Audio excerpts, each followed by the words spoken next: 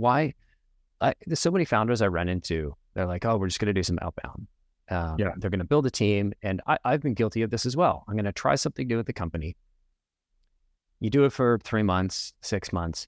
There's no finishing bound on it. It's just something you do. And then it's like, hey, we had a customer success team for a while. And then, I didn't approach it as an experiment, right? It was just a thing that ran forever. Where did the idea for the experiment come? And then come from, and then let's talk about the experiment itself. Yeah. I mean, where the experiment came from was, I think my co-founder we were both working pretty hard and feeling like it was a little bit of a slog.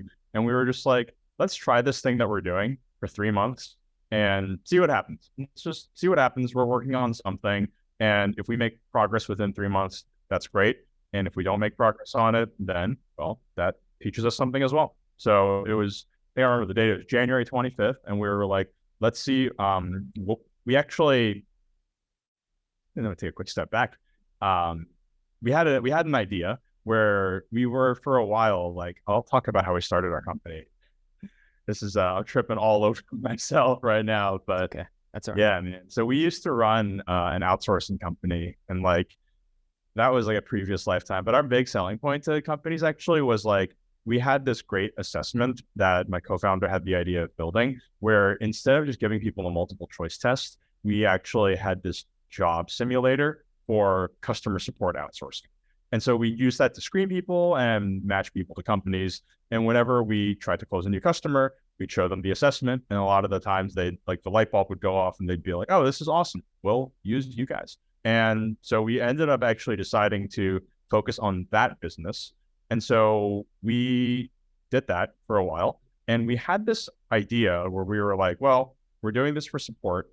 And it's going, okay, people kind of want to use this, but there aren't that many people who are actually hiring a ton of customer support people. So maybe we could use this same like job simulator philosophy for another type of job.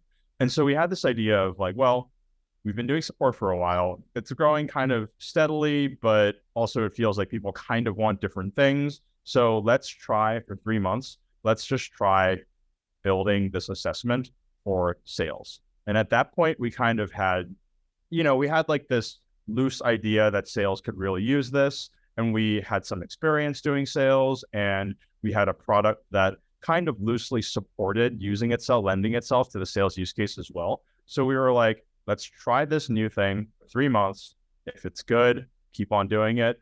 If it's not good, then we'll go back to the old thing or figure out what to do next. So we had this theory that like sales is a good use case, and we have friends who work in B2B SaaS. So let's try going to mid-sized B2B SaaS companies.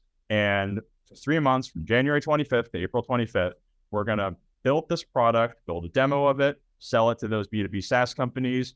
And we're going to see if we can land, at least one annual contract. And then once we get past that step, let's see if we can get 100K ARR in the next 3 months. So it's you put yourself into an accelerator, right? Like it was a self-imposed kind of requirements of an accelerator. We're going to build something and see if we can go and sell it in 3 months. Yeah. It was kind of like that. And I mean, in some ways it was a little different. In others, because when we went through YC back in 2016, actually. And I think actually a key part of that accelerator experience was just constantly being around people who were also at that same stage of the business.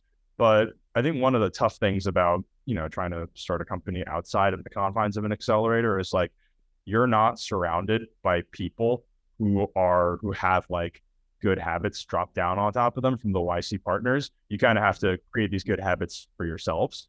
And that's kind of where I think my co-founder came up with this idea of let's do this for 3 months. And we liked that a lot because we could just hammer home the state of April 25th. What are we going to do by April 25th? Mm-hmm. I think there's something beautiful about adding a constraint, especially when I think about any of the either new sales initiatives or product initiatives that I've tried to launch. There's always the perfect solution. And the perfect solution to the problem is 18 months. And 18 months is a mythical time period that doesn't actually exist in software development. Like if it takes 18 months, you don't fully understand the problem. It's never going to get built.